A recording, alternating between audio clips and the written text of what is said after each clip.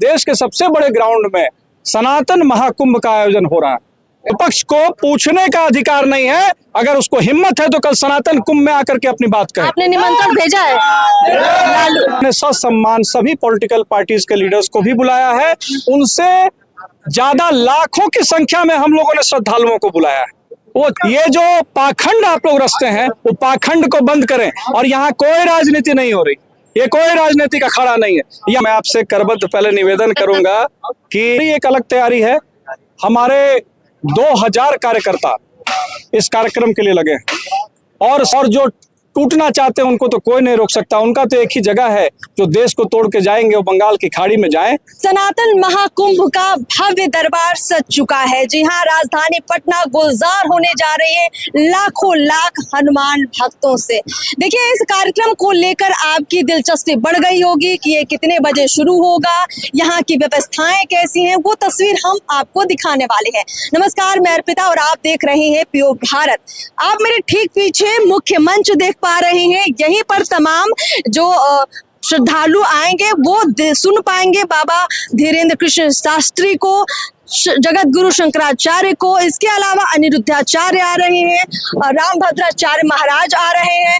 कई ऐसे धर्मगुरु जो आपको काफी ज्यादा अच्छे लगते हैं, जिनके आप प्रवचनों को सुनते हैं सोशल मीडिया पर, जिनकी तमाम रील्स वायरल होती रहती है, उन सभी को आप यहाँ पर सुन पाएंगे। और सबसे बड़ी बात, सनातन की बात होगी यहाँ पर, सबको एकजुट करने की बात होगी। आप मंच का नजारा भी देख लीजिए, व्यवस्थाएं काफी दुरुस्त की गई हैं। 3 बड़े पंडाल यहाँ कार्यक्रम को लेकर बनाए गए हैं, कुर्सियां लगा दी गई हैं, बैरिकेडिंग कर दी गई है और काफी मजबूती से ये बैरिकेडिंग की गई है, क्योंकि कई बार होता है कि जो श्रद्धालु हैं वो बाबा के मंच के नजदीक पहुंचने के लिए काफी बेताब हो जाते हैं। इसलिए ये लोहे के, हम देख पा रहे हैं कि लोहे के ये ग्रिल लगाए गए हैं, ताकि अगर भीड़ ज्यादा बढ़े तो इसको तोड़ते हुए आगे ना जा पाए। ये व्यवस्था काफी मजबूत की गई है।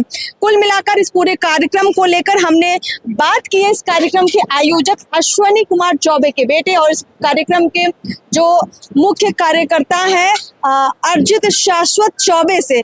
पूरी बात उन्होंने क्या बताई है उसको आप सुनिए, फिर आपको कार्यक्रम की रूपरेखा का भरपूर एहसास होगा। कार्यक्रम बहुत बड़ा हो रहा है, लाखों लोगों के लिए व्यवस्थाएं की जा रही हैं। हम आपसे जानना चाहेंगे, क्योंकि प्रशासन ने काफी मशक्कत के बाद आपको अनुमति दी है, गांधी मैदान में कितने लाख लोग पहुंच रहे हैं इस कार्यक्रम को लेकर? देखिए, मेरे जन्म के बाद से मैंने यहाँ कई रैलियां देखा है। मैंने माननीय अटल बिहारी वाजपेयी की कई रैली को यहाँ अटेंड किया है।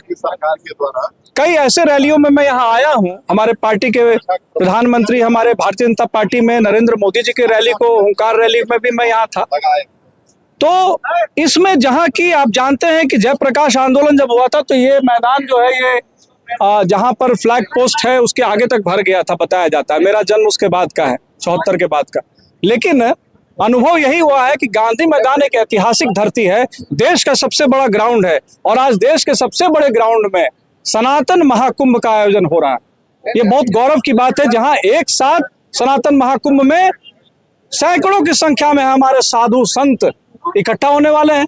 इसलिए इकट्ठा होने वाले हैं कि सनातनियों को जोड़ करके एक माला में पिरोने की बात करते हैं। हमारा समाज अलग अलग विचार ना रखे, हमारे यहाँ जो अलग अलग खंडित होते हुए लोग हैं उनको जोड़ा जा सके, और हमारे यहाँ धर्म के अलावा जातियों में बटा हुआ समाज सभी सनातनी हैं, एक हैं, एक वृक्ष एक छांव के नीचे रहें। यही संकल्प लेने के लिए सनातन महाकुंभ की रचना की गई। सवाल ये है कि बाबा बागेश्वर पंडित धीरेन्द्र कृष्ण शास्त्री के अलावा जगत गुरु शंकराचार्य तमाम लोग आ रहे हैं, अनिरुद्धाचार्य आ रहे हैं। आपको क्या लगता है कि इस कार्यक्रम में जितने ये सारे आ रहे हैं बाबा आशीर्वाद देने के लिए, चुनावी साल है, विपक्ष आप पर आरोप लगा रहा है कि उसी के परिप्रेक्ष्य में आपने ये आयोजन तो नहीं करवाया है? किस विपक्ष की बात करती हैं? उस विपक्ष की बात करती हैं जो इसी पावन धरती पर आज से कुछ दिनों पूर्व भारत के संविधान को तोड़ने की बात करते हैं। भारत के संविधान, जो कि आप और हमारी ताकत से बना हुआ संविधान, उसको कचरे के ढेर में फेंकने की बात करता है विपक्ष। आप उसकी बात कर रही हैं? आप तो सबको एकजुट कर रहे हैं। और मैं तो बता रहा हूं कि विपक्ष को पूछने का अधिकार नहीं है, अगर उसको हिम्मत है तो कल सनातन कुंभ में आकर के अपनी बात कहे। आपने निमंत्रण भेजा है? लालू जी को आपने निमंत्रण भेजा है? जितने भी लोग हैं पॉलिटिकल पार्टी के, किसी भी दल के हों, उनके दल के लोग इस कार्यक्रम के आयोजक हैं। और पूछिए, अच्छा, इस कार्यक्रम के आयोजक उनके दल के लोग हैं जो अपने को सनातनी बोलते हैं। हम रहे कहीं भी, लेकिन हम सनातनी हैं। और मैं बता रहा हूं कि जो अपने आप को सनातनी बोलता है किसी भी धर्म में, मैं तो बता रहा हूं, किसी भी जाति के हों, धर्म के हों, किसी भी पार्टी के, अरे पार्टी तो आप और हम बनाते हैं, लेकिन धर्म जिसमें हम जीते और मरते हैं, राम राम सत्य ही होना है आपके जाने के बाद भी, और आपके आगमन के साथ भी राम का ही नाम आना। तो इसलिए ये जो पाखंड आप लोग रचते हैं, वो पाखंड को बंद करें। और यहाँ कोई राजनीति नहीं हो रही, ये कोई राजनीति का खड़ा नहीं है। यहाँ हमारे पूज्य, जहाँ जगत गुरु शंकराचार्य निश्चलानंद सरस्वती जी महाराज पूरी पीठाधीश्वर, उनके आदेश और उनके आशीर्वाद से कार्यक्रम की रचना हुई है। जो सनातन धर्म को जोड़ने वाला चार हमारा जो खूटा, उसमें से इस क्षेत्र का जो पूरी पीठाधीश्वर है, और उनके आदेश के बाद ही ये कार्यक्रम की रचना बनी। और आपको मैं बता दूं कि जो लोग इस प्रकार का पाखंडी लोग हैं, वो ये बोलते हैं कि चुनाव के पहले और ये सब, तो क्या ये पहला कार्यक्रम हो रहा है क्या? इसके पहले कई कार्यक्रम हम लोगों ने कराया है। चुनाव आप देख लीजिए डेट्स निकाल करके, क्या उसके आसपास कोई चुनाव था? नहीं था। चुनाव से तो क्यों जोड़ना है?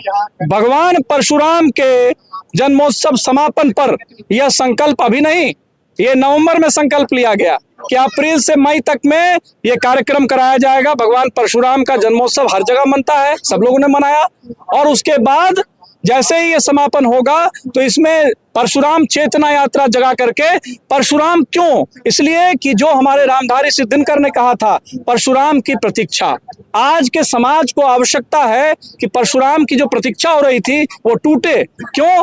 कि सनातन धर्म को जोड़ते हुए उन्होंने सामाजिक समरसता के रचना करने वाला पहला कोई अगर व्यक्ति था तो वो भगवान परशुराम थे। तो आज हम लोग सामाजिक समरसता की बात करते हैं, लेकिन यहाँ लोग जो आप दल की बात कर रहे हैं, वो समाज की समरसता की बात जरूर करते हैं, करते नहीं। चलिए आखिरी सवाल लेते हैं। बाबा बागेश्वर पंडित धीरेन्द्र शास्त्री इसी बिहार से कहकर गए थे कि पहली अलख बिहार से निकलेगी जो इस भारत को हिंदू राष्ट्र के तौर पर स्थापित करेगा।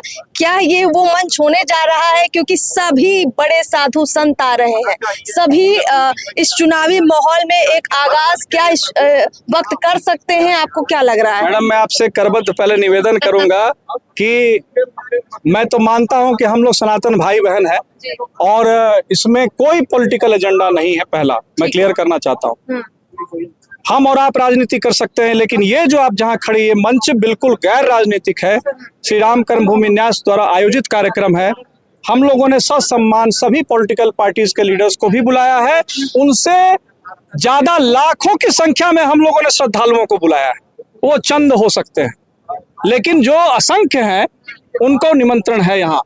और जो अपने आप को मानते हैं कि इस देश को हम जोड़ेंगे, वो सब कल यहाँ पर आपको दिखेंगे। अच्छा, आपके कार्यक्रम से कई लोगों के दिल में हलचल भी मच रही होगी, तो व्यवस्थाओं में कुछ गड़बड़ कोई करवा सकता है, आपको ऐसा अनुमान है क्या? जहाँ स्वयं हमारे मुख्य संरक्षक श्री श्री हनुमान जी हैं, वहाँ कोई क्या गड़बड़ कर सकता है? उनका गदा चलता है तो गड़बड़ जो होता है वो भी ठीक हो जाता है। क्योंकि आजकल हम देख रहे हैं कि जितने बड़े आयोजन होते हैं, जहाँ ज्यादा भीड़ होती है, अभी कई घटनाएं ऐसी घटी हैं कि जहाँ ज्यादा भीड़ होती है, कुछ भगदड़ या कुछ ऐसी अव्यवस्था फैलती है, उसके लिए आप लोगों ने तैयारी की है? जी जी जी जी, मैं बता रहा हूँ कि हमारी एक अलग तैयारी है।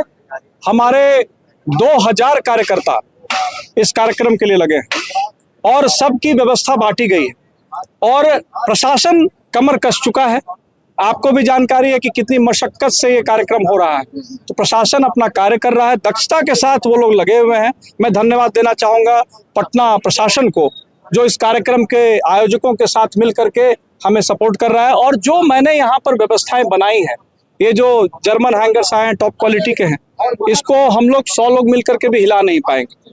तो यहाँ पर ऐसी कोई अन्यथा बात नहीं है, जो बेस्ट व्यवस्था हो सकता है। और गांधी मैदान के चारों तरफ रोड है, और मैं हर वर्ष इसी गांधी मैदान में जब रावण वध होता है तो 10-10, 15-15 लाख लोग आकर के रावण वध देख करके जाते हैं और सभी अपने घर चले जाते हैं आराम से, कहीं कुछ नहीं होता। तो इसलिए निगेटिव बात वो लोग करते हैं या करवाते हैं जिनके मन में निगेटिविटी है, और पॉजिटिव सोच के साथ कार्यक्रम के आयोजक लोग इस बार प्रण किए थे, वो प्रण पूरा होने जा रहा है कि हमारे इतने सारे जगत गुरु महामंडलेश्वर साधु संत साधक विचारक देश के यहाँ पर आएंगे, देश को जोड़ने की बात करेंगे। और जो टूटना चाहते हैं उनको तो कोई नहीं रोक सकता। उनका तो एक ही जगह है, जो देश को तोड़ के जाएंगे वो बंगाल की खाड़ी में जाएं, और जो देश को जोड़ने वाले हैं वो यहाँ पर आए, साधु संतों का आशीर्वाद लें, मार्गदर्शन प्राप्त करें और अपने जीवन को सफल बनाएं। इस देश को पुनः परम वैभव पर ले जा करके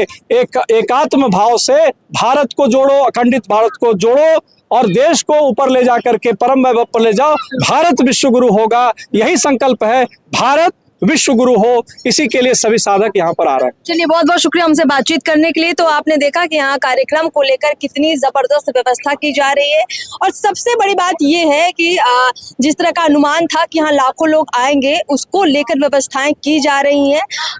विपक्ष की तरफ से उतना तो हमला नहीं किया जा रहा है, लेकिन कल सारी व्यवस्थाएं दुरुस्त रहें, कोई ऐसी अप्रिय घटना ना घटे, क्योंकि चुनावी माहौल है। कुछ भी छुटपुट होगा तो उसका कहीं बड़ा असर न पड़ जाए चुनाव में। खैर, फिलहाल इस खास खबर में इतना ही। नमस्कार।